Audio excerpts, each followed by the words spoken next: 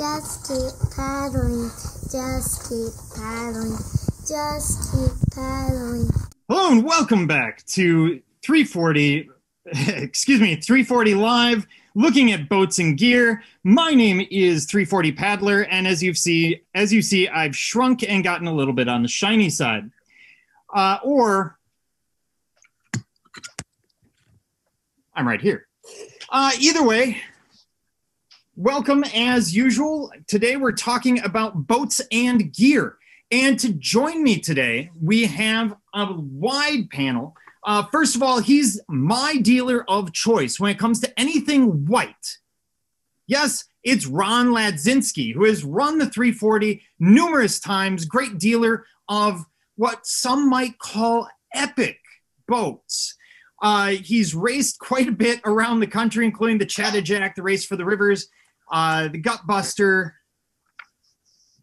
There was an interesting one in here, the Dutch Canals. That's got to be that was a race, but that was... So we have Ron Ladzinski. Then we have possibly the most interesting man in the 340. It is rumored, or it is said, that he actually has grown his own life form, known as a Riverhawk, possibly a Llamahaw. It is said that he is amongst the fastest men to eat ice cream on the 340. Yes, we have five-time finisher, fastest finish of 36 hours back in, looks like 2015, 2016, Ryan Slebos, inventor of the Riverhawk. And then we have the mad scientist of the 340. We have the man who has developed the towel rack. He has a first place in mixed tandem. He has three-time men's solo. He's actually the inventor of the alpaca rack or some woolly creature. We have Ryan Milby. So this is our panel. And just as an introduction, what we're doing today is looking at boat choice and gear. We're going to be focusing on boats first, and then moving on to gear. If you have questions, please leave them in the live chat, which you probably find over there. They will come to us on our own little panel. If you're on YouTube, go ahead and leave them in the chat, and Steve will move them over to our Q&A. We will get to most of them at the end. I may pop them in on occasion, but be patient.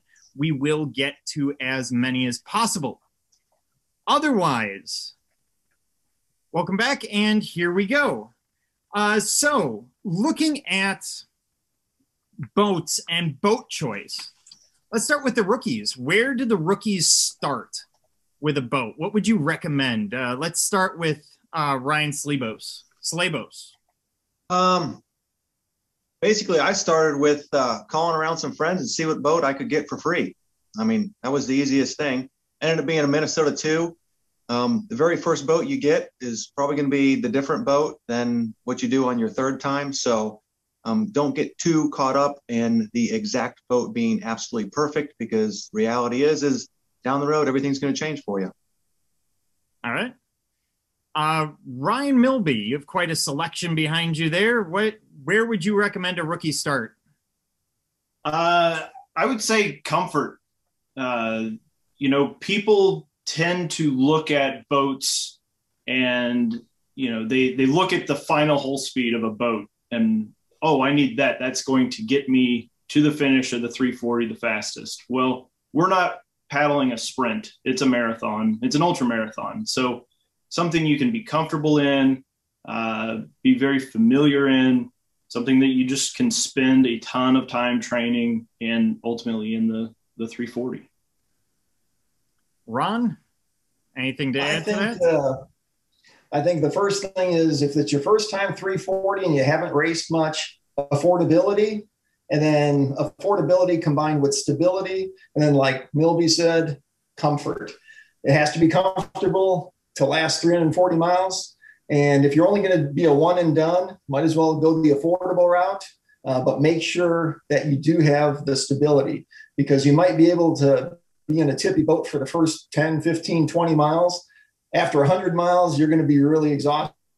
And then 340 miles down the road, you might not even be finishing if the boat is too tippy. So affordability, stability, and comfort. So comfort, I'm hearing quite a bit overall, and makes a lot of sense. I mean, you're going to be in that boat for quite some time. So we've all seen the postings on Facebook. Hey, I've got this 3.5 foot long boat and it's made of bubble gum. Can I take it down the Missouri River for the 340? What do you think is the minimum requirement for a boat for the 340? I mean, I've seen just in the last couple of months, something like a 12-foot inflatable. I've seen pungos on the river. What's sort of the minimum that someone should aim for if they're a rookie? Let's start with Ryan Milby. That's a little bit of a tricky question, but I tell everyone it's an incredibly difficult race. It's there's a lot of people that don't finish it. So give yourself, if you can, give yourself every advantage possible to finish. The longer the better, to an extent. So, 12, 14, 16, I'd say 14 to 16 foot boat minimum is where I would start. But again, budget is a constraint for all of us. So, give yourself whatever advantage you can within your budget. All right. Ron? Well, with the kayaks and the SURFSKIS, my recommendation is going with at minimum a 16-foot boat. I know that other people with shorter boats and wider boats have finished the 340, but you are putting yourself at a distinct disadvantage if you're going with too short of a boat, like 12-footer or something inflatable that has slower moving hull speed.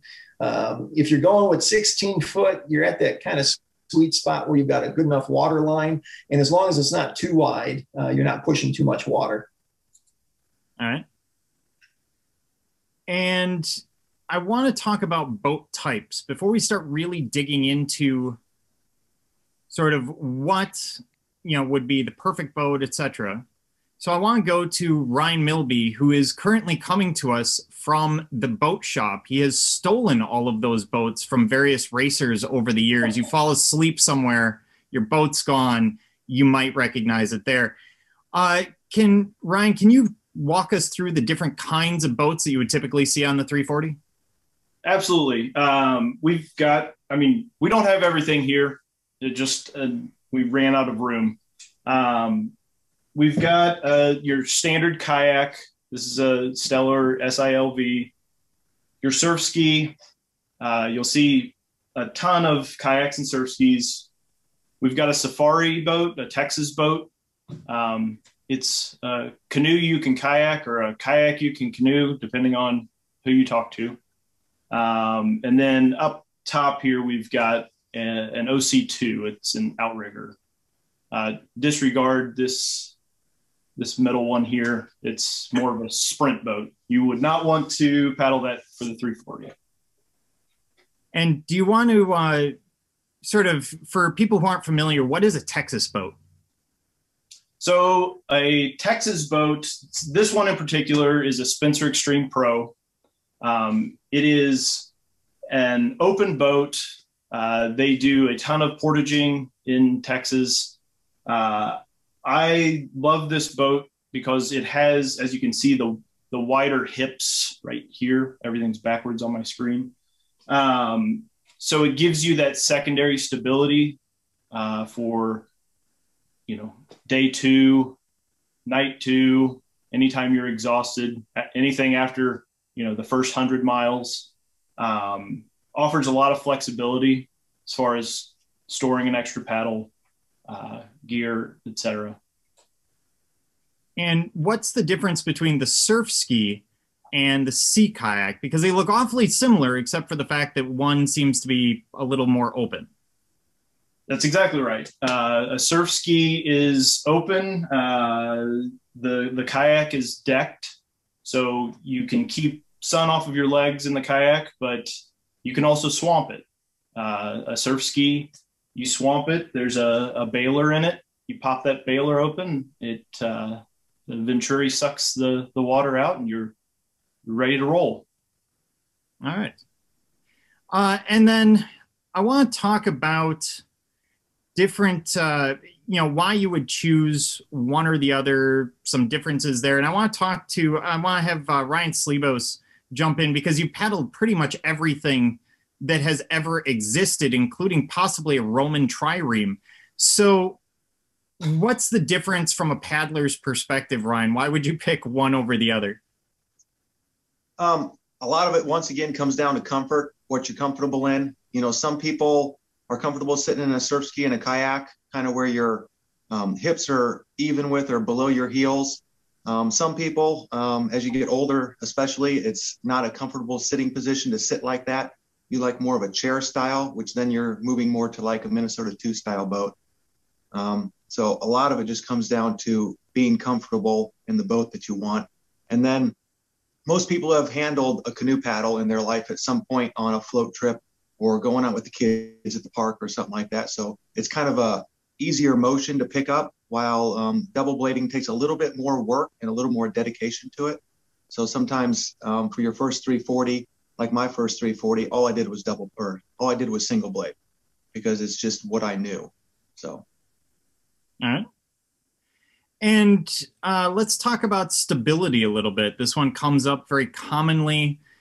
We've all seen some problems with stability, which we'll get to in a minute. But are there any general rules on stability? And we'll start with Ron on this one. Well, the biggest thing is ability with stability. Know your limits. Depending upon which boat you use, whether it's a safari boat, which is that hybrid canoe kayak that you can single and double blade that they use down in Texas, and as one, I think there's been 4 men's solos in the 340 that were won with the safari boat. And then you got the outrigger, which has the ACOs and the AMA, which add extra stability. You could lean to your left and not dump the boat, but if you hard lean right, you're going to flip over really quick. Then going to the SURFSKI. In the early days of the SURFSKI, it was a really skinny, narrow, highly competitive, yet very tippy boat. And I still get people here in 2021 asking me, those surf skis, they're really tippy, aren't they? Well, surf skis have come a long way in the last 2 decades. Epic's introduction of the V10 was in 2005, and it was arguably at that point one of the most stable top tier surf skis there. And they did some design changes to it that made it still fast, but yet more stable. And in the last 16 years, they've ran the gamut from the V5 all the way up to the V14. And the V5 is the shortest and widest, and the V14 is the narrowest of the surf skis and the tippiest, one that you wouldn't want to necessarily use for the 340. So the stability, I always tell people, if you don't know what your ability with stability is, come demo a boat, because you need to try it before you buy it. Otherwise, you're going to be spending your money on something that you're going to eventually sell sooner than later if you can't keep it up. And for the 340, since this is the race that we're talking about, you really need to either have some sponson or outrigger or a wider, more stable boat for the long haul. With the canoes, the traditional canoes, tandem and solo, you do have the extra stability built into that, like Slebos paddled the Minnesota 2 in his first 340, and that's an extremely stable and comfortable canoe. But with the surf skis, you have the range from the V5 all the way up to the V14, and the sweet spot is the V8 to V8, V8 Pro, V9, V10 Sport for the 340, depending upon your ability with stability. You bring up an interesting point. Does size matter? Slebos. Oh. No, how long is too long? How narrow is too narrow? We've all seen some pretty nasty situations on the 340 where people have taken boats that are way too hot, for lack of a better term. So what's that cutoff, would you say, for the 340 for most paddlers?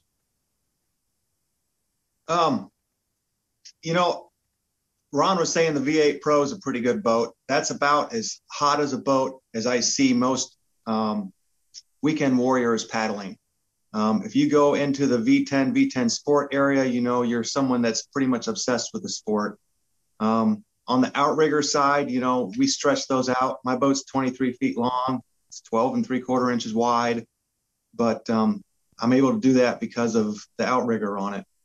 And then like a regular canoe or like the Texas boat that Milby has, you know, you can get some 27-foot boats that are tandems that are just wicked fast. You know, the Patriot, stuff like that are just great boats. And the fastest boat that you've taken down the river, I believe, is the Riverhawk. That's or the narrowest boat. Yeah, that's the narrowest one I've ever taken down at 12 3/4. So, all right, Ron, what? I know there was a story about you and Wes Hansen in 2011 or so, trying to swap boats at Catfish or Cooper's. Yeah, sort of for this reason. So I was hoping you could tell us about the story a little bit. Yeah, the quick version of it is I was in a V8. This was the October running of the 340. So I figured, well, the water's going to be a little cold. The nighttime it's going to be cold because it was mid-October. And I figured the best thing to do is take the safe boat, which was the Epic V8. 18 feet long by 21. Actually, that version, that was a first gen. So it was 22 inches wide. So extremely stable. And I knew that I wouldn't get into any situations where I was swimming. West, who obviously won the first 340 back in 2006 in a safari boat. The second year he won in the 2-person tandem. The third year, I believe he won in the 6-person team boat. So he had podium finishes. And then I think also him and Katie Pfefferkorn, Katie Mansker, they won mixed tandem. So he had numerous wins on the podium. But in 2011, so 6, 7, 8, 9, 2011, he took the Epic V12.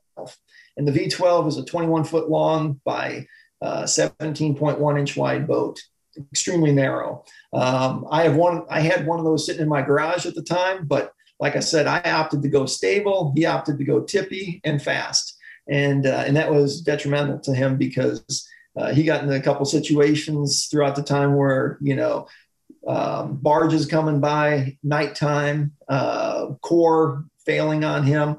And we went into Miami at the same, well, actually Lexington at the same time. And then he was 10 minutes up on me at Waverly, 10 minutes up at me at Miami. And then I was, I think, 16 minutes up on him at Glasgow. And then I took a couple hours out at Glasgow. And then I ended up coming in 6 minutes in front of him or something like that at, I think it was Catfish Katie's, where coincidentally both him and I DNF'd at the same checkpoint. And he DNF'd because the boat totally beat him up. Had he been in a V8 or a V10 Sport, he would have had no problem finishing that race. I DNF'd because I had a shoulder injury, which I ended up having rotator cuff repair. But and I figured, you know what? Nobody's paying me to go to the finish, and I don't want to injure myself any more than I did.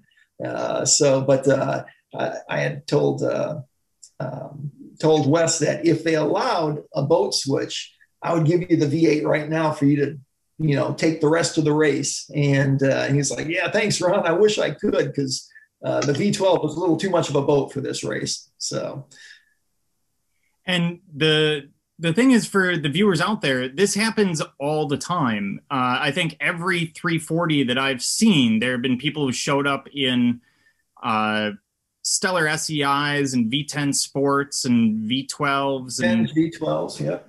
All sorts of interesting craft, and this happens pretty regularly. So it's something that, you know, you should be careful of. I have a couple of quick. There was even a K1 that attempted, and he was a Yukon River Quest champion, and I forgot his name, but he came in with a K1 and made it 100 miles, and the boat did him in. And what I want to do is touch on a question here from Jeff. This is a really common question that we get either on the forums or on Facebook. So let's see what we make of it here. He says, I bought a Tsunami 175. I'm 6'2", 220. Enjoys long walks on the beach, is an Aries. Is that a good choice? So 6'2", 220, a Tsunami 175. What information there is important? What isn't? Is it a good choice? Let's start with Ryan Slebos. If that's the boat you have, and this is your first year, give a go in it. You know, take it out, do a race like the shootout race or the freedom race, and see how you survive in it. If you do 50 miles in it and you're dying, then you probably need to switch boats. But at the end of the day, it all comes down to you being comfortable and you being able to paddle the boat. So just give it a go, you know, put 8-10 hours in it and see how you feel.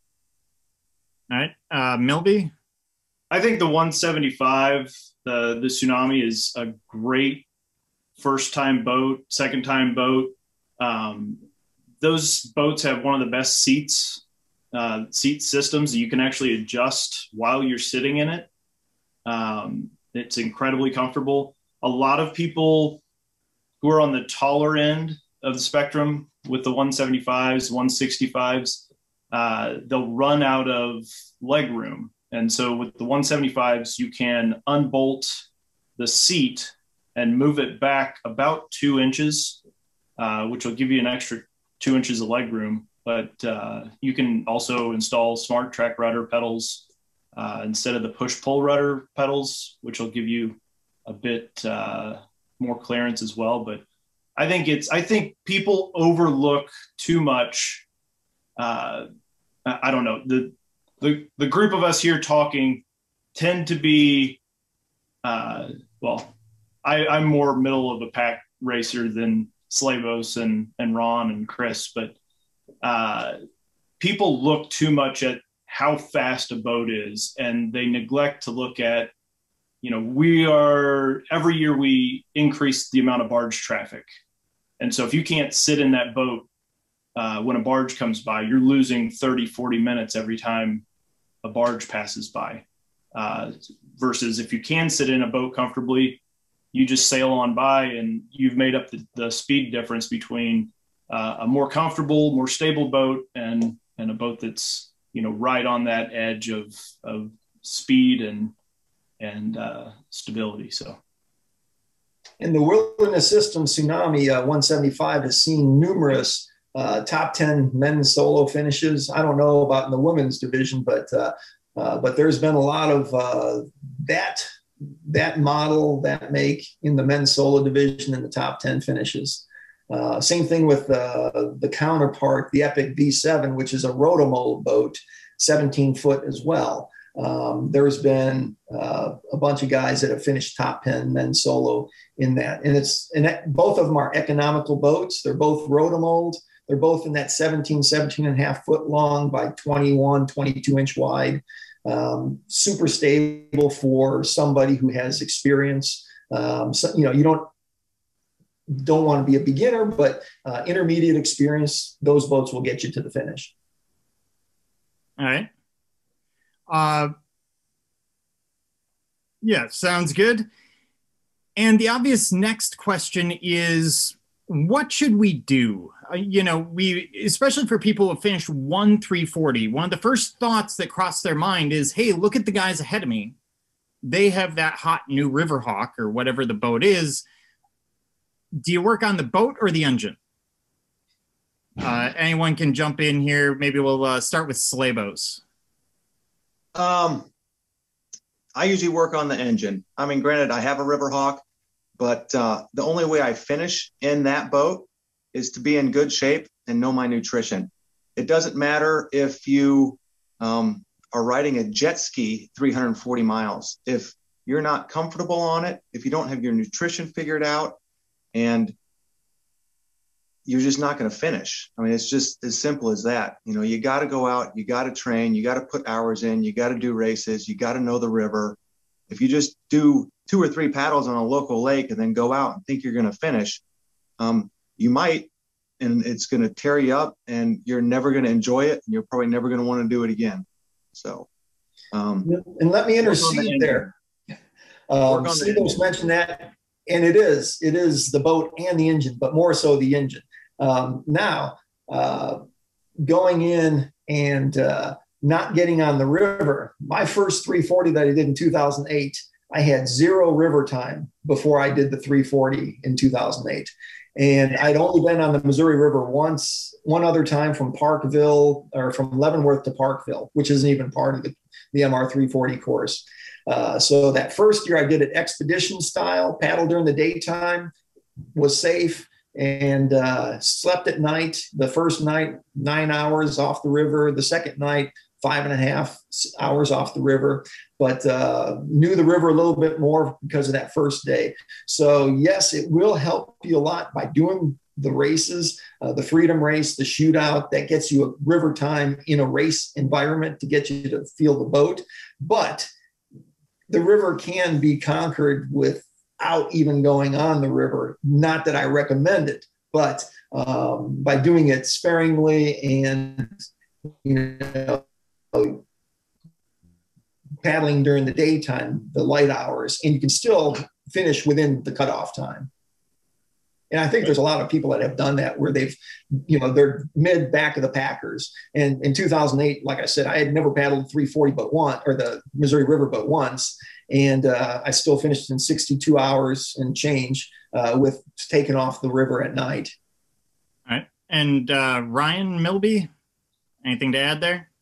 No, the motor is the most important. Yeah, I mean, you can put me in a Riverhawk and I'm not going to catch Slebos. I mean, that's just the truth of the matter. And so you can put us in identical boats, it's not going to happen.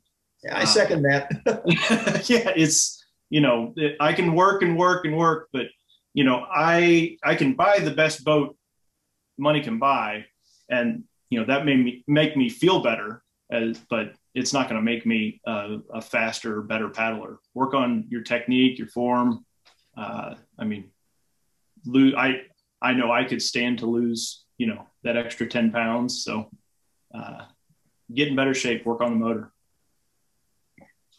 Sounds good. And let me remind everyone, one of the perennial podium finishers in the 340 has been racing the same Epic 18 for years. The amazing Canadian Wayne Anderson, who comes up next to me every 340, right about Kansas, was that Riverfront Park or so, about 5-6 miles in, paddles by, sorry, I you know, comes by, hands me a Molson's and just continues on, and I never see him again. And it doesn't matter what I'm in. So in a large way, it's about the engine. You know, once you hit a certain level, it's kind of about the engine more than anything else. Let's change gears a little bit and start talking about, well, gear. Let's start with seats, because of course seats are possibly the most important thing that you will spend money on in the 340. And I'm going to start with Milby here, because he has the expertise in the patented Milby seat. So do you want to talk about that a little bit? Well, I guess we should start off. Everybody makes fun of me because I guess I'm just not tough. And so if my butt hurts, count me out. So I have tried just about everything. And Slebos had developed the beanbag seat long ago. And essentially we've just modified the formula a little bit. This is a seat out of our Hookie OC2, but it's essentially a soft mold of one's rear end.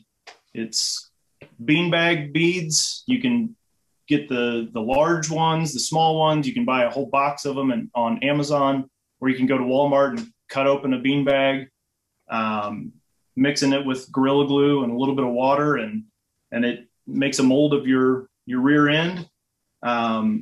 Then we take, I don't know if you can see this. I use 2 separate pads of different densities of foam. I cut out my sit bone spots on the bottom pad, and then I put an even softer foam inside of those two cutouts. I also cut out the tailbone relief, which is a huge one, on the bottom section. If you push on this, you probably can't tell it on video, but it's essentially a hollow channel.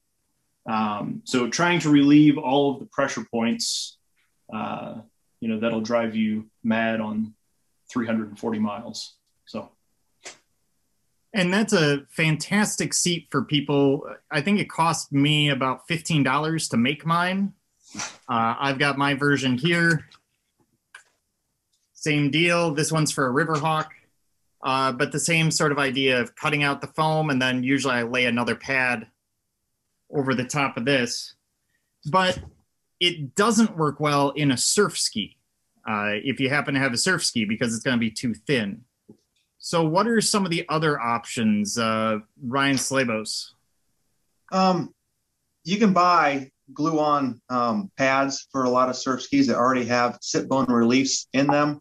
I'm sure Milby has one or two. I know Ron sells a couple of them. And then another option is, here's a photo of a modification that I did. That's basically a bucket on a seat. You can see there's the foam seat that's in there, but then on the back, that spot right there, I literally just took a camping pad like you buy at Academy Sports that you put underneath your sleeping bag, and I just glued chunks of it on there till it built up to what was my comfort level. And then during the 340, I can just lean back, put a little pressure on that, and that takes the pressure off my sit bones and my legs and just kind of lets the blood flow.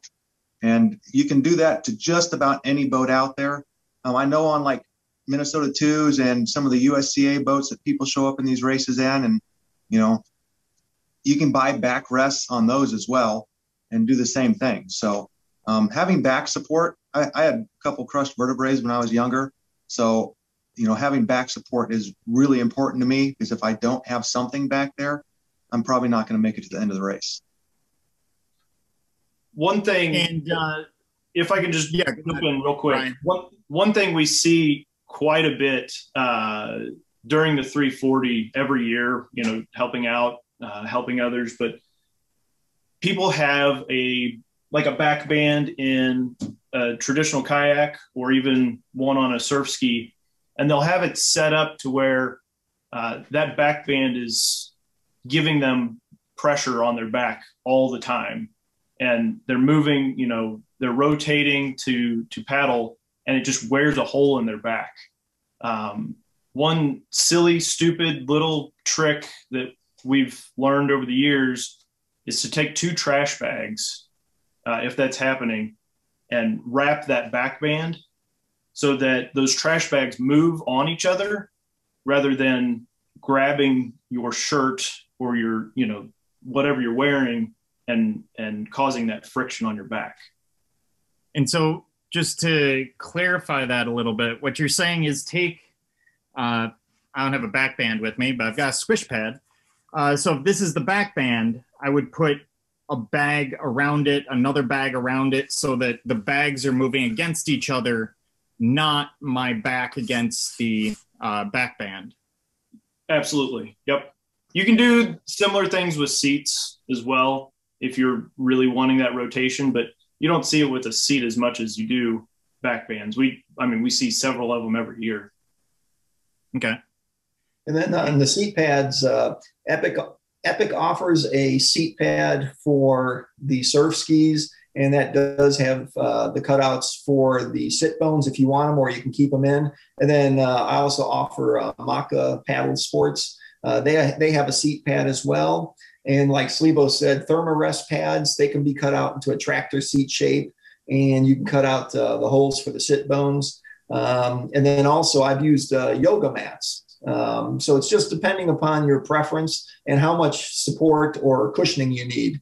I guess my worst MR340 was in the Voyager canoe, which I was sitting on a flat bench. And even though I had two yoga mats cut out into a seat shape, and with sit bone holes, I still had bruising after the race. And that was my most painful seating of all of the 340s I've done.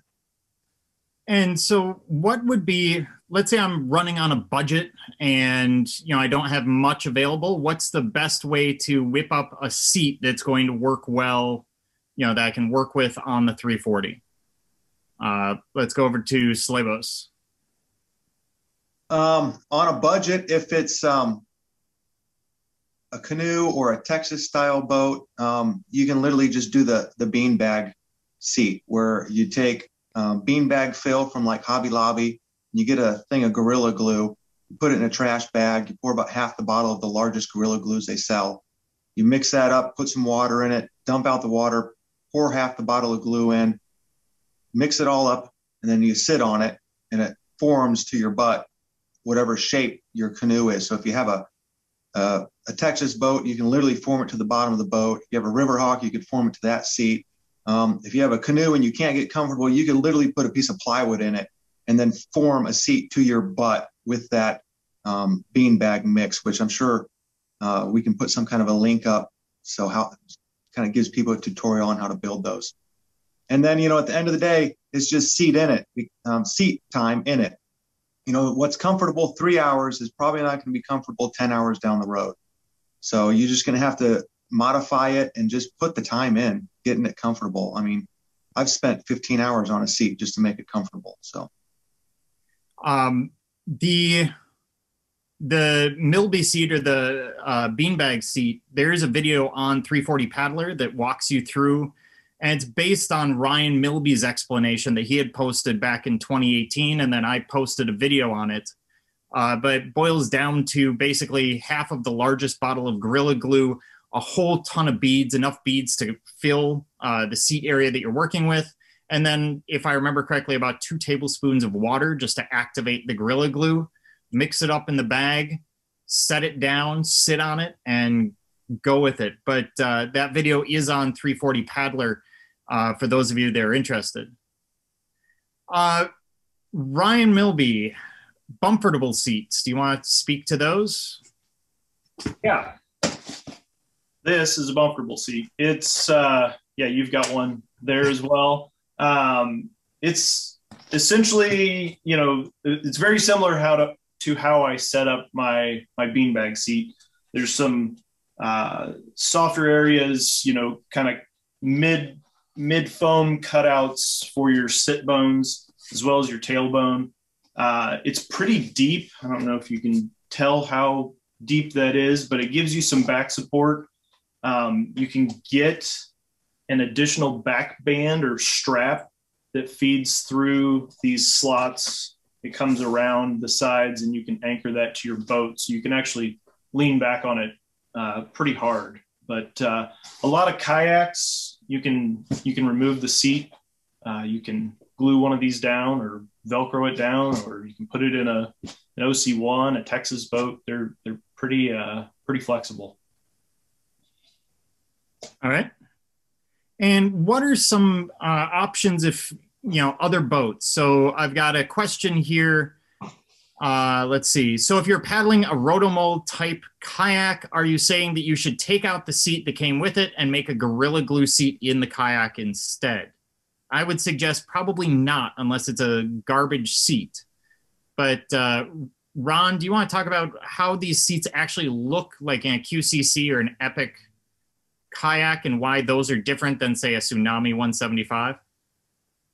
Well, every brand has their own seats. One of the biggest things, I'm more of a SURFSKI guy than a kayak guy.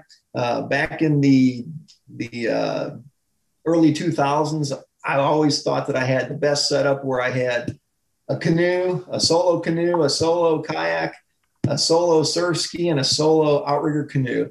And each of them I liked for different experiences. But the most comfortable ones for me were the outrigger, the seat on the outrigger, and the seat in the SURFSKI. The SURFSKI, there is no seat, it's a seat well. And then the kayaks, I didn't really like the seats on kayaks for myself, because depending upon the way the seat hits the back of your hamstrings, if you don't have something supporting underneath the knees, your legs start falling asleep, your toes start tingling. And that was problematic for me in my kayaks. And I had a handful of kayaks from Necky, Perception. My first kayak was an Old Town Loon, and that was kind of a junky seat in there. But my recommendation is if a stock seat doesn't fit you well, then do what Slebos and Milby mentioned. Either get a Bumfortable or make your own seat, because that's going to be the most comfortable. On some of the other ones, like Wilderness System, Tsunami, I'm not too familiar with the seats on those. So Ryan Milby would have to, take over on that comment. Those Wilderness Tsunamis and, Perception boats, they tend to have a really comfortable seat from the factory. It's not a racing boat seat where it's slick and you're maximizing rotation, but they're really comfortable. So people that are asking about rotomolded boats, every company is different. They're all going to build them differently. So you can add some padding to the stock seat, just as long as you keep in mind how high you are raising your center of gravity. So every inch of padding that you put in that boat is going to sacrifice some stability. All right. So one more point is we haven't talked a lot about the tandem boats. There's a lot of different seats for tandem boats. Winona makes their standard tractor seat, the kind of orange plastic one that everyone sees, which you can put down ridge rest and put sit bone holes in those as well. They also make their racing style seat, which is more in like the USCA, which is a carbon seat. It's a little bit smaller, a little more form fitting, has a little bit of a kick on the back of it to kind of lock you in. And then if you want to go to the extreme side, which I find to be one of the most comfortable canoe seats made, is the Andy Trebold seat, which is wildly popular in all USCA races, and it's also extremely popular down in Texas. They make that seat, they turn around, they wrap it in all kinds of foam and stuff like that. And for tandem boats, that's probably the Trebold seat's probably one of the more comfortable once you modify it to your liking. And then, some people like completely flat seats. I build the Riverhawks with Yancey, and his wife, Krista, paddles a Riverhawk, and she literally has a flat board on it and a little piece of foam, and it works for her.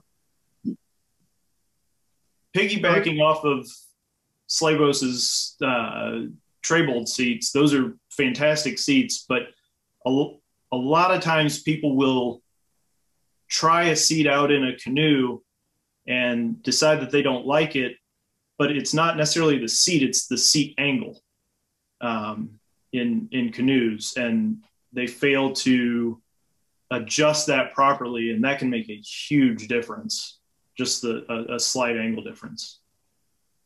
All right. Anything else we want to add for seats before moving on with equipment? If you're going to adjust a seat in a standard canoe, there's a company out there called Southern Tier Canoes. I'll have to give you a link to it, Chris. And they literally have spacers that are like a half inch, an inch and a half that you can put underneath your seat rails to pitch that seat at a different angle, like Milby was talking about, so you can get that seat at a different angle to make it more comfortable for you. And that becomes a big issue in kayaks and surf skis as well, because that angle that you're sitting at can change a little bit, especially later in the race. So sometimes something as simple as a swim noodle that's cut in half lengthwise, and then just the width of the boat you can throw under your legs can definitely help out as well. It definitely saved me in 2012 in my first 340. One more thing in seats, and it kind of goes just to boat setup. A lot of people will, especially at our hump days, try out different boats, try out other people's boats. If you're paddling the 340, it's great to show other people your boat and let them try things out, but get your boat dialed in and don't let other people try it and change things, because you're going to show up to a race and you're going to have your foot plate off by a half an inch, and it's going to drive you mad. So, start at the beginning of the year, work on your seat, work on your foot pedal placement, and just, minor changes as you go so that you can absolutely have it dialed in by race day. And how long should a seat honestly be comfortable? Because I'm not sure any seat would be comfortable. I could put, a lazy boy on my boat. It's not going to be comfortable after 48 hours. So how long should we be aiming for? Let's go with Ryan Slebos. As long as you plan on going between checkpoints. I mean, if you're somebody that's going to stop 5 times and you're going to finish in 50 hours, then you need to have a seat that you're going to be comfortable in for a bare minimum of 10 hours. And then when you get out of it, you're going to get back in it. Well, it's going to get uncomfortable faster. So you might have to bump that to 12 or 15 hours that you're comfortable in it. And I mean, at some point, you're just going to be uncomfortable. You're never going to be like, wow, that was super easy. I just felt like I was sitting on a cloud the whole race. And someone posted Triebold. It's Triebold.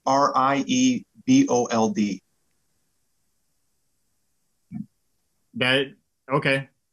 Because the spelling that I see that was posted is different than what you just. So what was yours? It's Triebold. Okay. And their website's Savage River. And what I'm going to be doing for those of you listening elsewhere and on the webinar, when I post this to YouTube, in the video description, I'm going to have a link to all the equipment that we're discussing so that you'll be able to get to that fairly easily. So let's move on to lights. Ryan Milby, I know you have an example for us, probably the most common and inexpensive lighting that works for the 340. Yeah, the Guardian lights, you'll see these everywhere on 340 boats. They're really inexpensive. They're $15 a piece. The batteries that come in them, if you switch them to the steady on position, which is just a matter of flipping the batteries over to make them flash versus a constant on. If you turn them to a constant on, they're good for 100 hours. So you'll see a lot of paddlers that will turn them on at call point and leave them on. Or, people will turn them on at Miami or wherever in the race they think that they're going to hit dark. And the one important thing, well, there's a couple of important things on the lights. We typically attach these without using the clip. I don't know if you guys can even see those, but without the clip, and we use the 3M extreme duty Velcro, where both sides are hard, so they kind of snap into each other. You don't need any other glue or anything to mount those. You just stick them where you want them on your boat. But what I do, I know a lot of people use tape. I go overboard on just about everything that I do. You want to either tape off or spray paint the back portion of the light that's going to shine in your face at night, especially the backlight. Your stern light, that bright white will reflect off of your paddle blades and give you all kinds of trouble at night. So awesome. Any other suggestions other than the e-gear lights? I mean, that seems to be the most common one. No. And honestly, they're fairly inexpensive. I think they're about $15 each. And then they run on CR 2032 batteries that you can pick up anywhere. So you can swap out the batteries every year, turn it on at caw, never turn it off, and you're good to go every year. There's nothing in them that ever breaks. So great suggestion. Let's talk about paddles and some of the paddle types. We've got the Euro blade, the regular flat blade. We've got the wing blade for double blade. But we also have single blade out there. So what are some things that people have to keep in mind there? Let's start with Ron with the double blade. So with the double blade, there's different manufacturers of paddles. You've got your basic touring paddle, which most people start out with a economical touring paddle that might be $35 to $65, plastic blade, aluminum shaft. You can feel the flex every time you pull. And then when you get to a higher, and I always tell people, if you're on a budget, at least invest in a quality paddle. If you're paddling a canoe or a safari boat or an outrigger, you're going to want a bent shaft ZRE.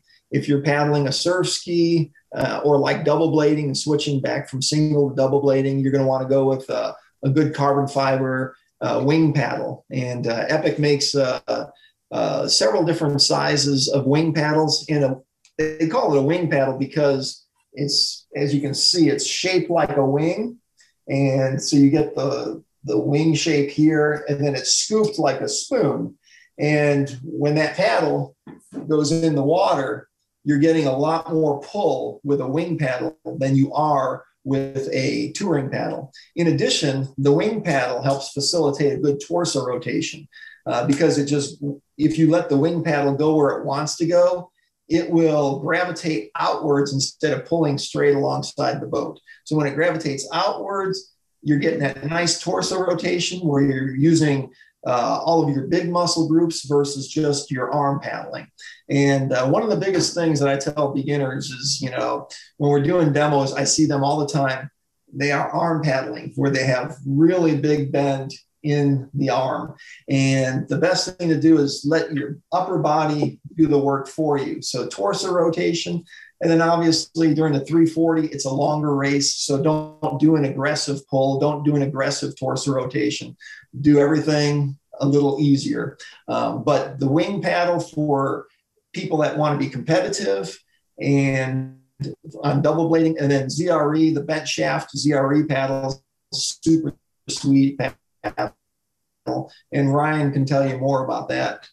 Ryan Slebos, because he's used that a lot in his boats.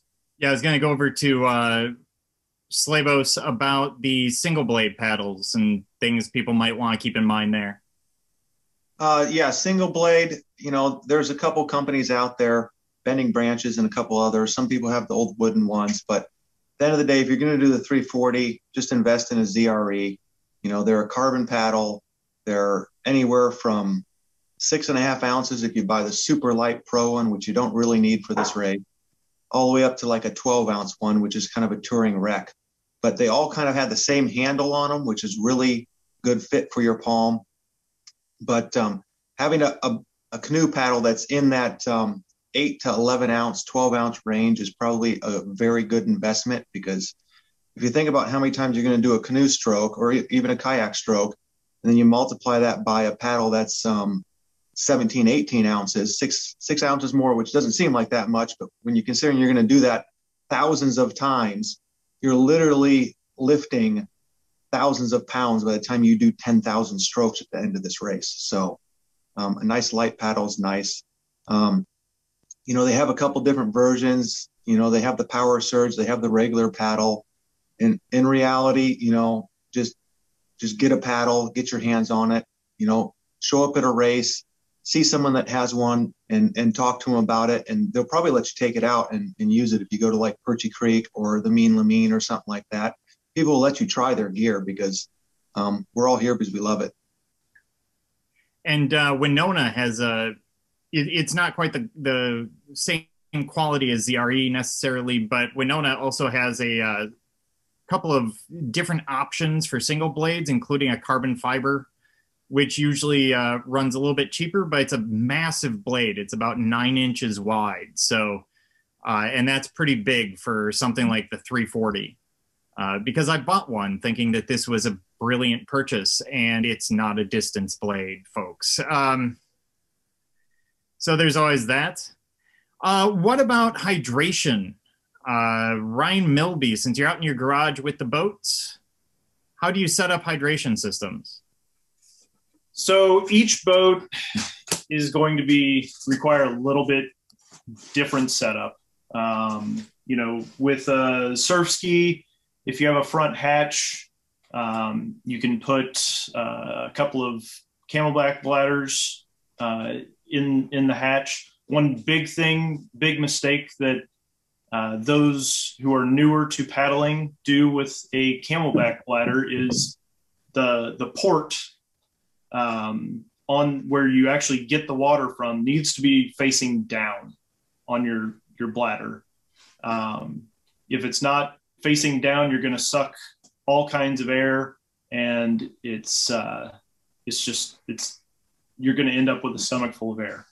So basically it needs to be upside down, or at least just facing down. Yeah. If it's facing down, then you're in the clear. I know Slebos has a bunch of different jug setups, and he can talk a bit more to that, but what I have used, and again, it's personal preference. I always tell everyone, take as much information as you can get and pick and choose what you use. But this is my personal setup for how I approach every 340. I take 1 foot of the stiff, I don't know if you guys can see that, the stiffer polyethylene tubing, and I cut out a 2-inch section of mini cell foam that's just in a circle, glue Velcro to that, and I wrap a piece of nylon with a wire through it so I can position this wherever I want. Flare out the end, put a bite valve on it, and with this on, I can pull it up to my mouth or push it down without taking my hands off the blade, which works really well. We put quick release fittings on the ends here. You can buy those in bulk packaging. They're just these little fittings. You push this tab down, they pull apart. You can swap out bottles, anything very quickly. But I know Slebos has several jugs and outfits that he can share. Yeah, and I know Ryan, Slebos had a couple of recommendations on things, so I'll let you take it away.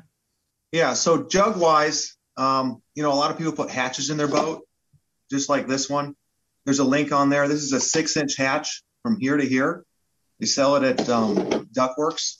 I'm sure you got the link, Chris. So what I do on something like that is you can take this old school jug right here, Igloo Legend, 1/2 gallon, and that will literally slide inside of that pretty snug. And you can slide a jug to keep cold water in your boat. You can also take the standard 1 gallon Igloo jug, and you can cut the foam off of that, and that 1 gallon jug will sit inside that hatch as well. And then on quick releases like Milby was showing, here's that quick release. You can hook it to the jug like this, and then when you're sitting in your boat, you can detach it. This stays with the paddler.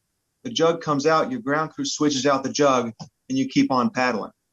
Or if you don't want to deal with that, you can literally do the old school version where you buy a 1/4-inch hose, you slide it down inside the center of it. You don't have to take anything apart. Then you put your bite valve on. Now, I get real particular on my bite valves. This is the version that I use. Here's a picture of it. You get them off eBay. They're a high flow valve. They're very easy to drink out of. I am not a fan of the Camelback valves. For some reason, I just can't bite those right. And I've seen people drop them out of their mouth and they fall on the bottom of the boat, and then they don't realize it, but something's sitting on the valve and it literally drains your bladder or your jug that you have. These valves here, that doesn't happen because they have a hard center.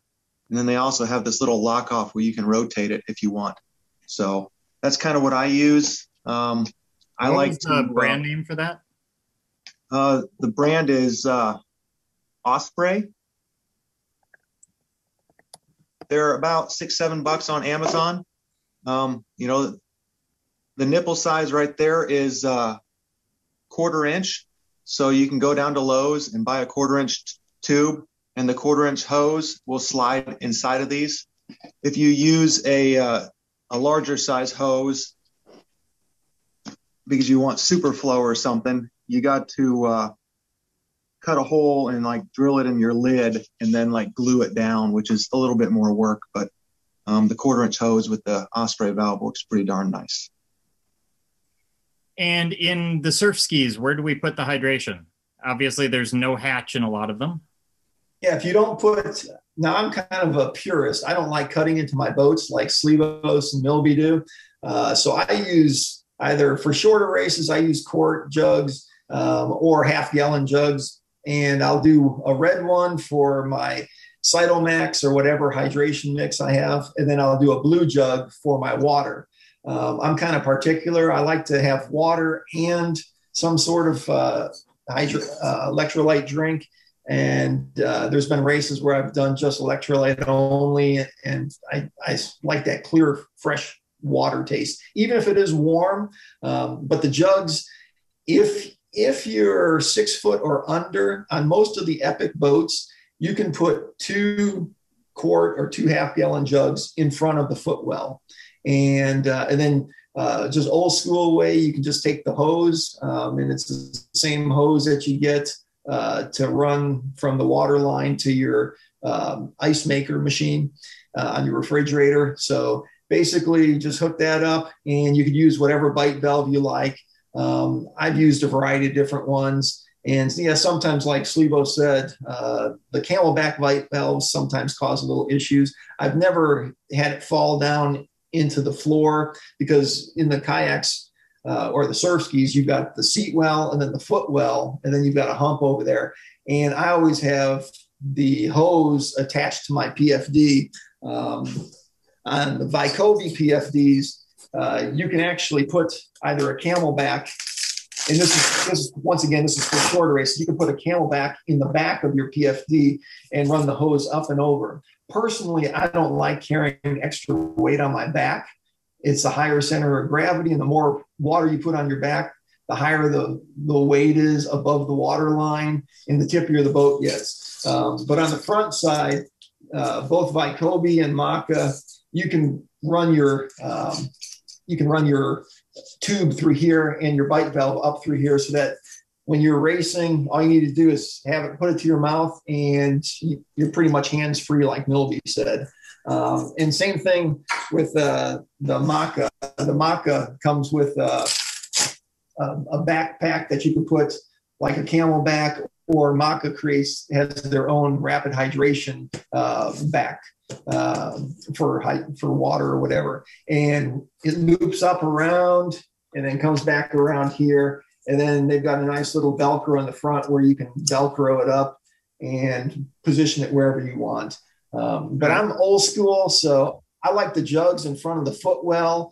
It keeps it out of my reach. Guys that are taller than 6 foot, they'll have a little bit of a harder time putting jugs up there. So they'll, if they have an older boat that they don't mind cutting into, they can cut in a hatch in front or a hatch behind them. Anything to keep the water lower, keep that center of gravity. Don't put a big bladder or a big jug on the back deck of a surf ski, because you're putting it 4 or 5 inches above the water line, and it does become extremely tippy. So go ahead, Ryan. Just a quick note, when you're paddling the 340 or anywhere in that regard, one little thing that I always do with my bite valve, anytime I re-enter the boat or have a bunch of paddle splash on me or whatever, when I'm taking a drink, I'll take that first sip and kind of leave the bite valve in my mouth, swish the water around to somewhat clean it, and spit that out, just to try and keep as much junk out of it as possible. So just remember, the faster you go, the longer it takes the GI issues to kick in. One other thing I would point out is, if you're putting water in your boat, put it low down, as low to the hull as possible. So in a surf ski, if you can get inside, that's great. In a canoe, keep it low, because it will help your center of gravity ultimately. So what I want to do is go around a little bit and go around to everyone, and what are the one or two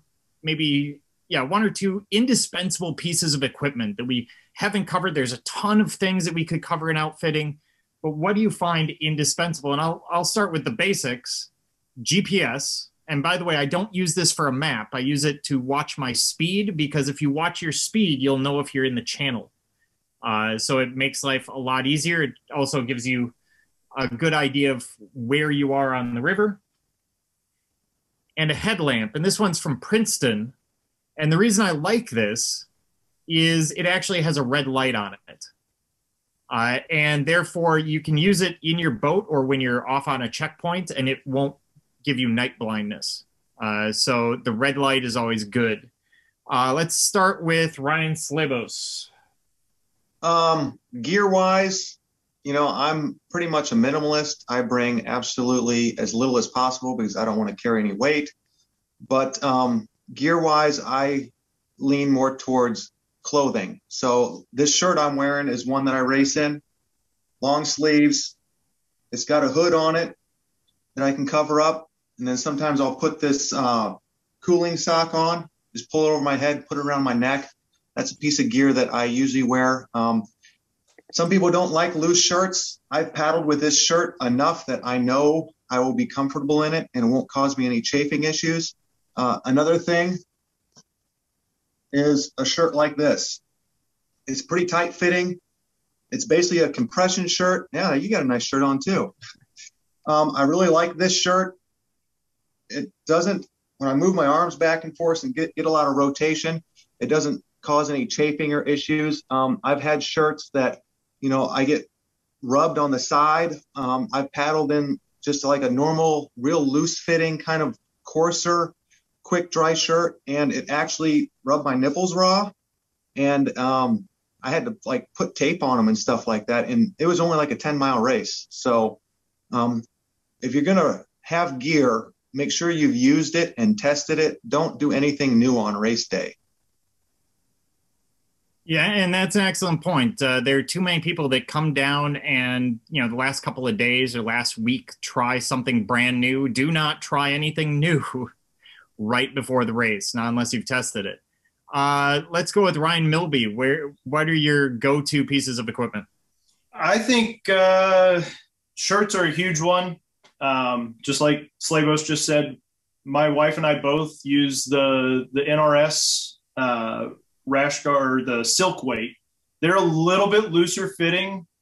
They're the 50 UPF rating, but the reason we've used these for years, just use the same ones, but this is the underarm. That gray portion is its own panel. So there are no seams. The seams ride around your arms. So there's nothing underneath your arm. They're all flat. And then we use the outdoor research. I think it's called the Sunrunner hats. They are, it's got this, they look as goofy as you can get, but they're really lightweight. You can dunk them in the water, put them back on your head, cool off. You can take the chin strap and tighten it to keep the flaps out of your face, or you can, throw it over the top and tighten it so that it pulls the flaps back out of your face. Yeah, those and seats are my sticking points. All right. And Ron? So what I like is just like Milby had, the hat with the drape. And I just get a Columbia hat to do that. That keeps a lot of the sun off of you. And then you get a lot of reflection coming up. So sunscreen, some zinc oxide for the face. Every 340, except for my October 340, my lips were burned. And it's just, as much as I tried to block the sun, it didn't quite do it. The shirt, there's only been 2 shirts where I haven't been chafed. And one is a company that's no longer, and that's Bomber Gear. And they used to make some really good quality shirts that I highly recommended.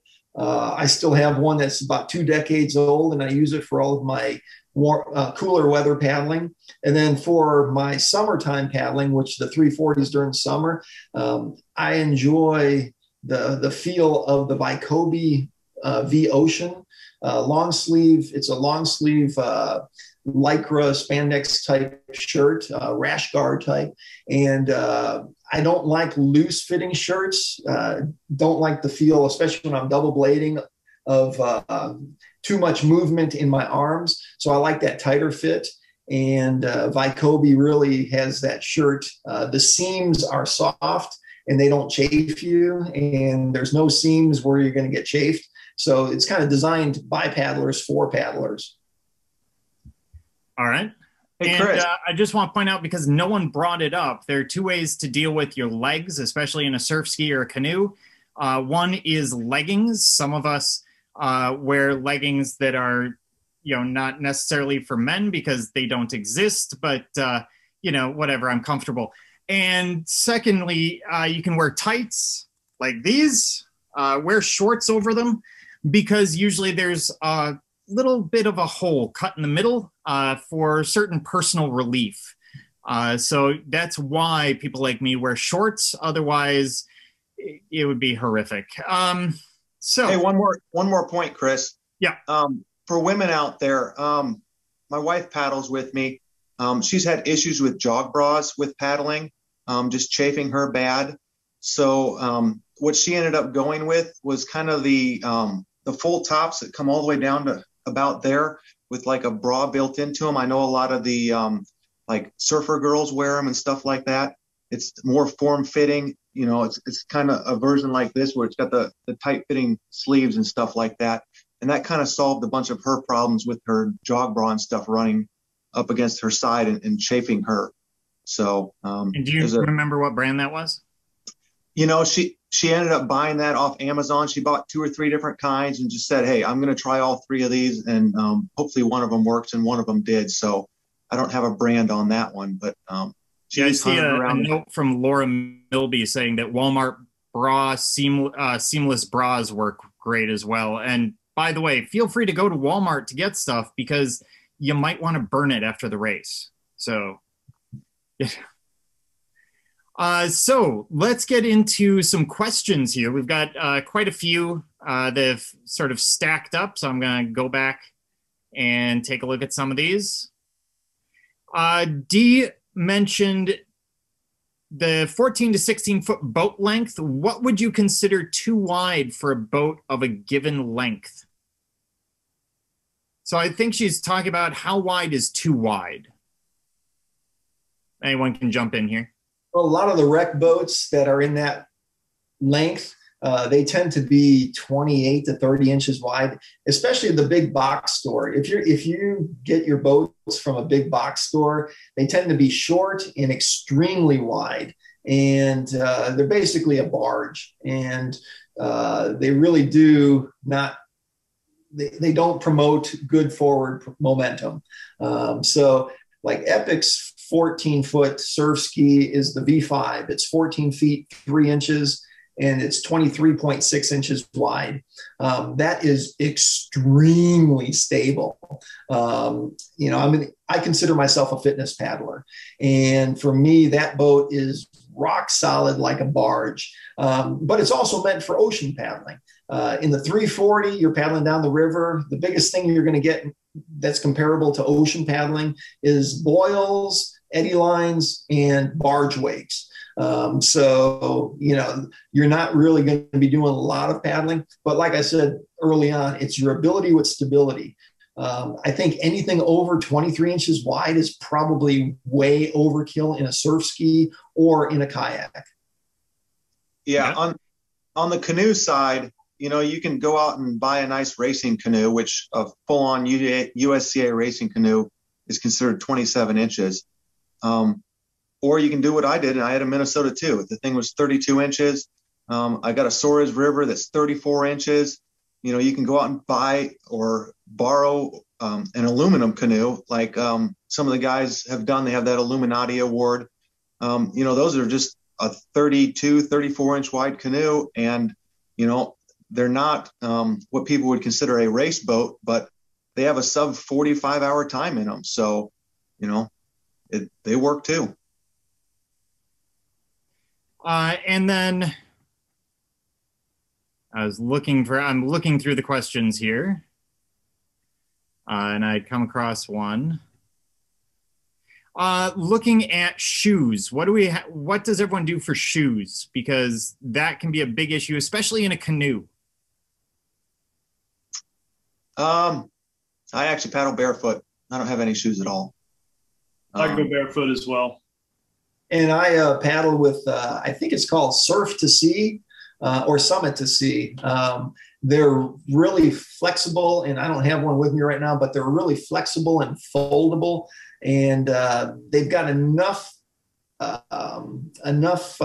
support in there that you can still bend your feet when you're pushing on the foot pedals to steer. But when you get out, you're not going to cut yourself on glass or a rock or something like that, or get a fish hook stuck in you.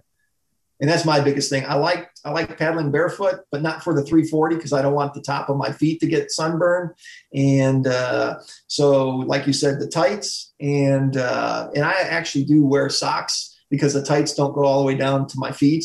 And so I'll do tights and then socks. And then, when I don't want to wear the socks, I can take the socks off and I just keep the little Surf to Summit shoes on. I go barefoot and I just carry a bottle of the 100 SPF spray sunscreen. And I just, once an hour or whatever it takes, just spray the tops of my feet. I like my feet to be as dry as possible. But unless you're Dana Key and you wear rubber boots, that's for the Texas Water Safari this year, you got to wear shoes. So this will be the first race I've ever worn shoes in. So far what I've been trying, which I will test probably 2 or 3 different pair, is just one of those minimalist shoes that they sell. I guess if you go to New Balance or something like that, they sell these minimalist shoes that some people wear that they're super light. They have like a mesh top on them and the soles are really thin. I've never really ran in them, but they just look like a good shoe to paddle in because there's not a big heel on them. So I wish I had more information, but I haven't tested enough yet. Yeah, for years I raced in Vibram 5 Fingers, which are, the same thing, the minimalist shoe. And it does a great job of avoiding trench foot and keeping your foot dry. And these are what I was talking about. They're the Ultra Flex, and it's Sea to Summit. So Sea to Summit, Ultra Flex. And what I like is that they're narrow. They've got a little grip on it so you don't slide off the foot pedals, but they're narrow enough to get your foot onto the foot pedals. Some of the other Chakas and Tivas are a little too wide to get into the surf ski pedal area. And obviously you're going to practice before you race. But I get a lot of people coming to demos that are wearing their Tivas and other water shoes that are just way too wide. And in the surf ski, you've got a narrower foot area.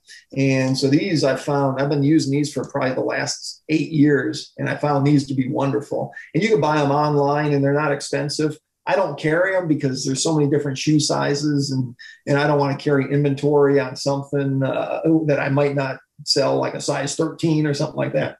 But they're wonderful. One thing. I have a great question here from David. Catheters? Let's start with Milby. Pee jug. That's all you need. Just a pee bottle. I have one around here somewhere. I've used the same one over and over again, but yep, pee bottle. That's all. And let me just pop in and say, replace your pee bottle, people. No, it's not necessary. It's not necessary. And for women, I know with my wife, we had a better boat to more easily use the restroom with an outrigger canoe. But we came up with an oil change funnel and a cut-off water bottle, and we kind of linked them together with a little clip, and it worked well. And I think there's several others using the same system. So I know that's a tricky deal. So I know Krista, who I paddle with a lot, has that same thing where she wears a pair of tights and she cuts a vertical hole in the middle and then wears some loose baggy shorts over it. So she can literally just slide it up into the shorts and go to the bathroom in it and never get out of the boat. And if you're doing tandem, or like when she did this, she was in a dragon boat, so she was around like 12 or 15 males. That worked really well for her. Okay. And I'm going to shoot through. So basically what we're hearing is not a lot of catheters, but lots of pee bottles. Seems to be the consensus. The Stacker's potato chip bottle works great.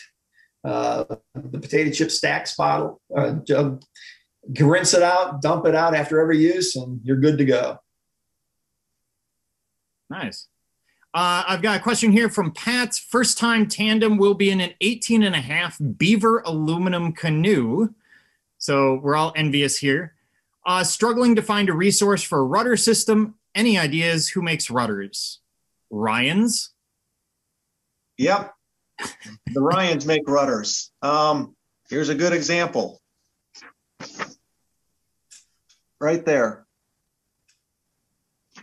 I've been making them for about 10 years. Milby and I kind of got together this winter, and we are putting together a little bit more refined version. Here's a picture of the foot pedals. As long as you got a foot brace in your boat, drop it off at our place, and we pretty much install it for you.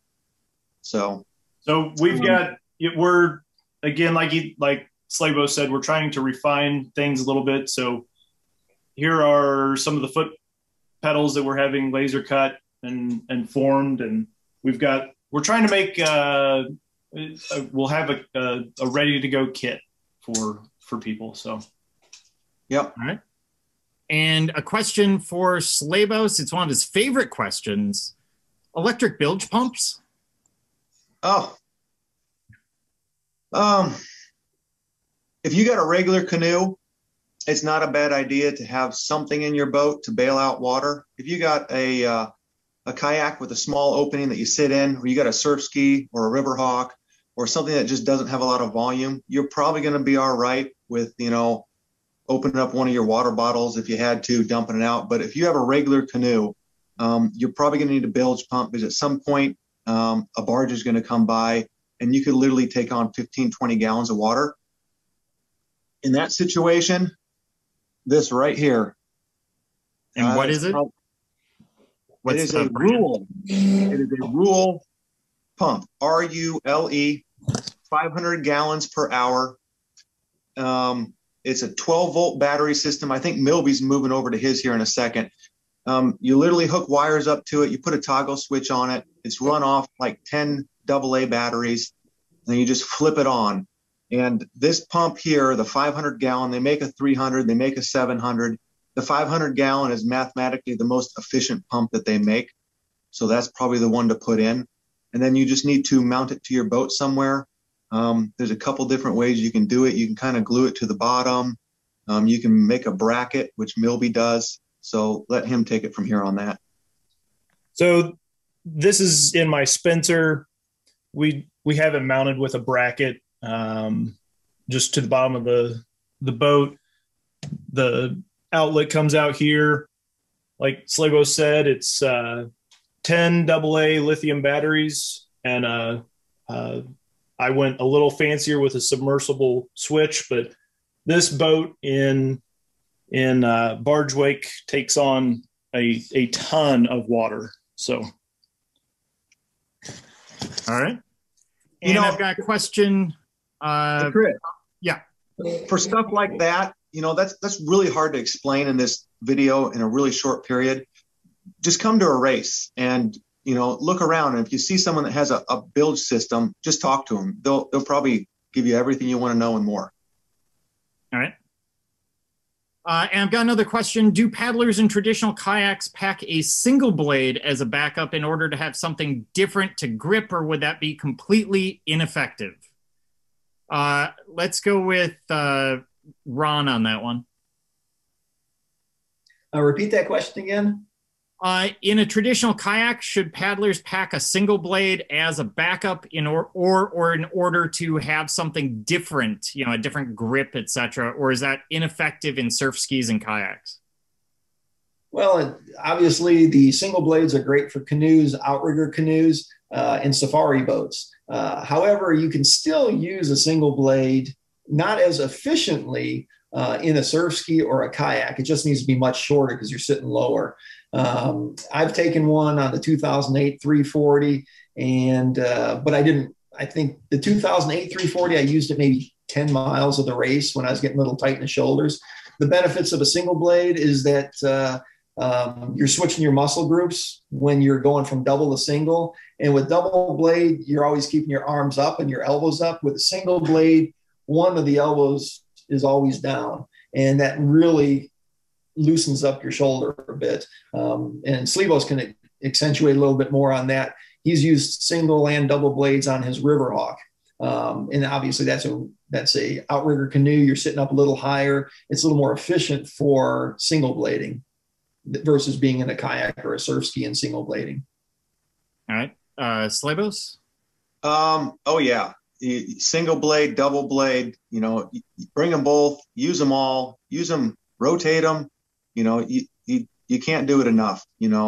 At some point when you're doing the same motion for hours and hours and hours, you're either going to get really bored or your body's going to start hurting somewhere. So to be able to switch to a single blade or switch to a double blade, if you're if you're using a canoe, I've double bladed in a regular Minnesota too, because you can, and it switches things up. It's not the easiest, going from a boat that's supposed to have a kayak paddle or a boat that's supposed to have a canoe paddle and you're using the other. But in a race like this, I think it's well warranted to have it. And the weight penalty for a single blade, a ZRE, if you can afford it, is 6-7 ounces. There's no penalty to it. So fantastic. And we have a question here. What about tandem boats? Is there much of a difference there? Obviously canoes are going to be a little bit, well, they're kind of the same, kind of different. Any differences that we need to make note of in terms of boat choice? When it comes to tandems, there's kind of the whole group of normal canoes that everybody sees every day that you go to your park and you see people out in. But then there's the whole other side of it where you get like the racing tandems where you can have like a V8 double or, a V10 double, or you can go with the Texas Water Safari boats, which they make anywhere from tandems up to 6-person boats. There's just a whole gauntlet of stuff. There's the Stellars, S21S, I think it is. Milby can elaborate on that more. They're all over the place. It all depends on what you want to do and what you're comfortable in. I've always liked canoes, so I've raced in a Minnesota too. I've raced in a USCA. I've raced in a 3-person Texas boat. They all have their benefits. They all have their downsides, but I've always kind of been a tandem person. I've only done the 340 once solo. I like tandem. I like 3-person. I'm doing the 6-person in Water Safari this year because I like having that experience with someone else and someone else to talk to and pass the time with. And at the end, you're sharing those stories with that person and your ground crew of the chaos that you went through. And when you're by yourself, you're just kind of dealing with it yourself. Okay. Ron, anything to add to that? Well, the tandemness, Epic has the, Slebos had mentioned the V8 double, but they also have the 18X double. So if you're a kayaker versus a surf ski person and you want to store more things, it's pretty much a personal preference. I've done tandem in a safari boat, a Spencer C3, and that was a good experience, comfortable boat. But I would still take a surf ski over a kayak any day. And the Epic 18X double is a sweet and fast 22-foot kayak. And the V8 double is a sweet and fast 22-foot surf ski. And they've both done extremely well at the Chattajack. There's been, I think it was 2018, they set the new course record with an 18X double. There's been 18X doubles and V8 doubles in the 340. I don't know exactly how people have placed in them, but But if you like the SURFSKIS or you like the kayaks, those are good routes. And the Stellar, as Ryan said, Stellar also has tandem kayaks and SURFSKIs. Preference, I probably wouldn't take a V10 double on the 340 unless I put in some extra stability on it, just because it's a real long haul. And I know I like my stability over speed. You know, there's that thing of you can get too fast for your own comfort, and then all of a sudden your core goes out or you start feeling tippy or a barge comes by. And I'd rather have a little extra stability in that situation. All right. And we are at just about the end of our time. So I want to give you each 30 seconds or so if there's anything you want to add, anything that we should know about boats or gear. Slebos, you're first on my screen. You know, we've covered a lot of stuff. At the end of the day, you know, one of the main reasons I do paddling is because I love the community. Everybody seems to be really nice. Everybody really likes being at races and talking about paddling. So my best word of advice, if you're going to do the 340 or you're just going to do some of the shorter races, just show up at a race. It doesn't matter if you're in the $5,000 racing boat or you're literally in a 12-foot kayak with your kid.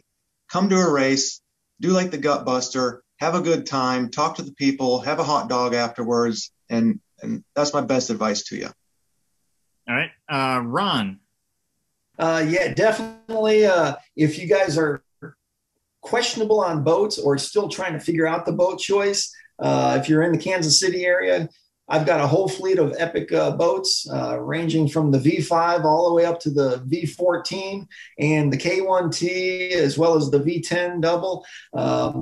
My recommendation is try before you buy. Get in it first and see if it'll work for you. Everybody's built differently, and some people might like a canoe or a kayak or an outrigger or a surf ski, but try as many boats as you can. All right. And Ryan Milby.